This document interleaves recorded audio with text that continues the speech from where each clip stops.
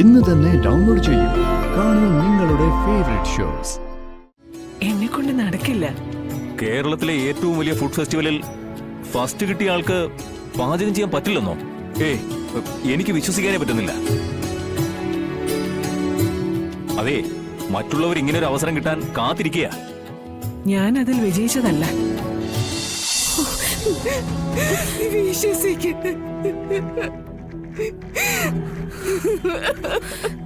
സമ്മതിച്ചു. എന്റെ ചേച്ചിക്ക് ഭ്രാന്തില്ല. എനിക്ക് ഭ്രാന്തില്ല മോളെ. മോളെ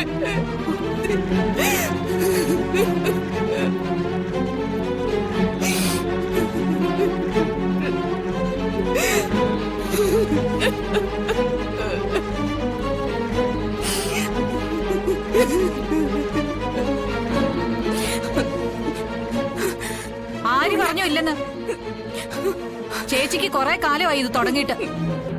ഈ അടുത്ത കാലത്ത് അക്രമവാസന തുടങ്ങിയപ്പോഴാ കൊണ്ടുവരാമെന്ന് വെച്ചത്.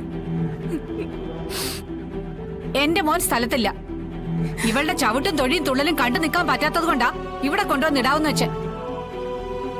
കണ്ടില്ലേ എന്റെ കൈ മുഴുവൻ കടിച്ചു പറിച്ചു വെച്ചിരിക്കുന്നേ.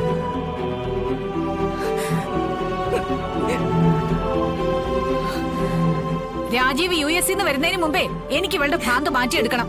എന്തായാലും ഞാനുണ്ടല്ലോ ഇപ്പോ. തൽക്കാലം ചേച്ചിയുടെ കാര്യം ഞാൻ നോക്കിക്കോളാം. ഇതുവരെ നിങ്ങൾ ഒരുപാടങ്ങ് സഹിച്ചു എന്നല്ലേ പറഞ്ഞത്? ഇനി ഞാൻ കുറച്ച് സഹിക്കട്ടെ. ഇവൾക്ക് മുഴു പ്രാന്താ. ഇപ്പൊ ചികിത്സ തുടങ്ങിയാൽ ചിലപ്പോ രക്ഷ കിട്ടിയെന്ന് വരും. എന്തായാലും ഇത് ഇവിടം വരെ എത്തിച്ചതിന് രണ്ടുപേരോടും വളരെയധികം നന്ദിയുണ്ട്. പിന്നെ രണ്ടുപേരും പോകരുത്. ഞാൻ ചേച്ചിയോട് ചില കാര്യങ്ങളൊന്ന് ചോദിച്ചറിഞ്ഞോട്ടെ. ഓ മാഡം, ഇത്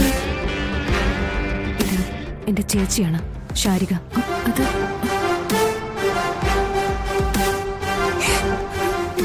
ശാരദാമ്മയുടെ മൂത്ത മകള്.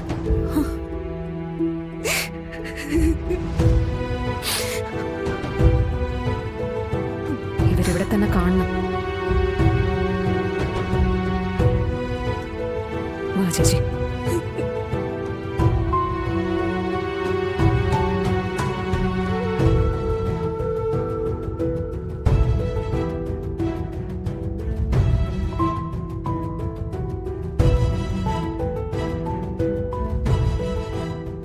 മാഡം പറയാതെ നിങ്ങൾ രണ്ടുപേരും ഇവിടുന്ന് പോരുത്.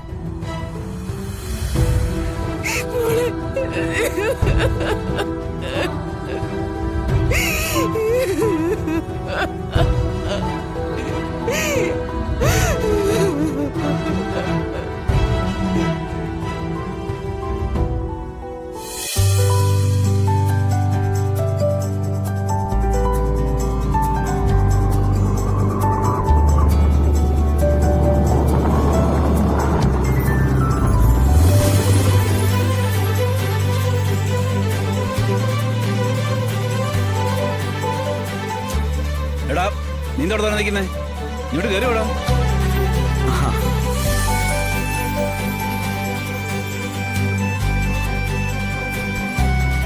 ഇതെന്റെ മോനാ വിഷ്ണു. ഹലോ. ഹലോ.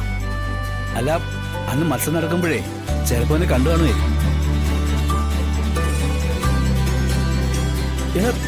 നീ അന്ന് അവിടെ പോയിട്ടില്ലായിരുന്നോ?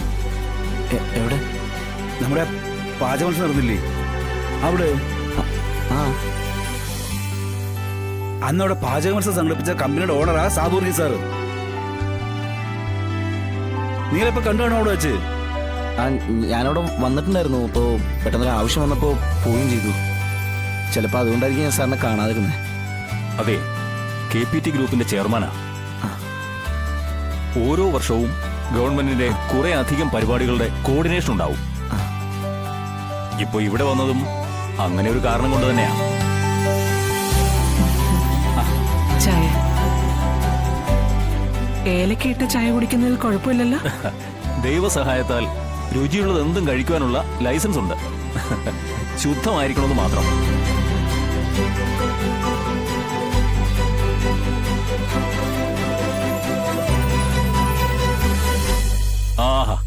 ചായ തകർത്തു.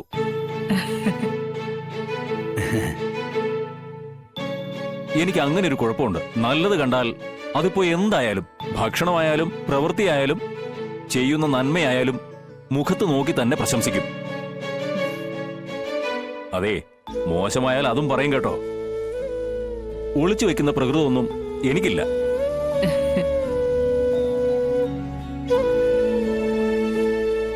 ഇനി വന്ന കാര്യം പറയാം. ഗവൺമെന്റിന്റെ കുറച്ച് ഓർഡർ ഉണ്ട്. ഈ ടൂറിസവുമായി ചേർന്ന് ചെയ്യുന്ന പരിപാടിയാ, കുറച്ച് വലിയ പരിപാടിയാ. 3-4 യൂണിറ്റായി ഭക്ഷണം ഉണ്ടാക്കേണ്ടി വരും. ഒരു യൂണിറ്റിന്റെ ചുമതല സത്യാമ്മ ഏറ്റെടുക്കണമെന്ന് പറയാൻ വേണ്ടിയാ ഞാൻ വന്നത്. അയ്യോ,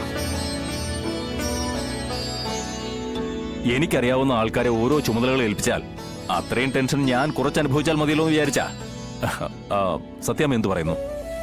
ഇങ്ങനെ ഒരു കാര്യം വന്നപ്പോ എന്നെ എന്റെ സഹപ്രവർത്തകരെയും പങ്കെടുപ്പിക്കണമെന്ന് തോന്നിയത് തന്നെ വലിയ സന്തോഷം തരുന്ന കാര്യ.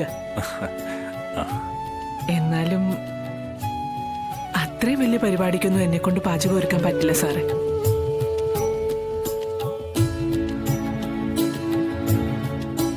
എന്നെ കൊണ്ട് നടക്കില്ല. കേരളത്തിലെ ഏറ്റവും വലിയ ഫുഡ് ഫെസ്റ്റിവലിൽ ഫസ്റ്റ് കിട്ടിയ ആൾക്ക് പാചകം ചെയ്യാൻ പറ്റില്ലെന്നോ? എനിക്ക് വിശ്വസിക്കാനേ പറ്റുന്നില്ല. അതെ, മറ്റുള്ളവർ ഇങ്ങനെ ഒരു അവസരം കിട്ടാൻ കാത്തിരിക്കുക. ഞാൻ അതിൽ വിജയിച്ചതല്ല.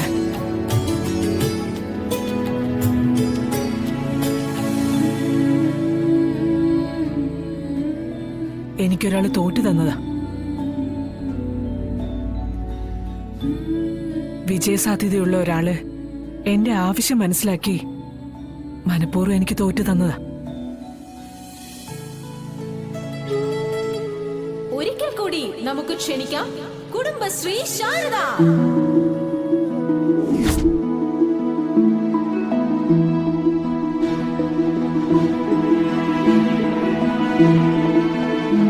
എന്റെ രാഘവേട്ടന്റെ ചികിത്സയ്ക്കായി കുറച്ച് പണം ആവശ്യമായിരുന്നു.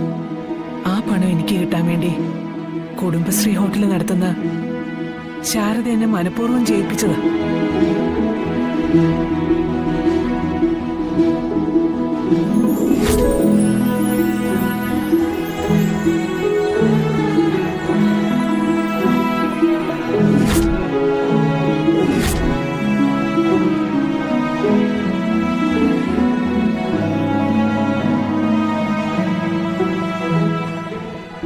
ശാരദാമ്മയൊന്ന് മനസ്സ് വെച്ചിരുന്നെങ്കിൽ ആ മത്സരം വളരെ എളുപ്പത്തിൽ ജയിക്കാവുന്നതേ ഉള്ളായിരുന്നു.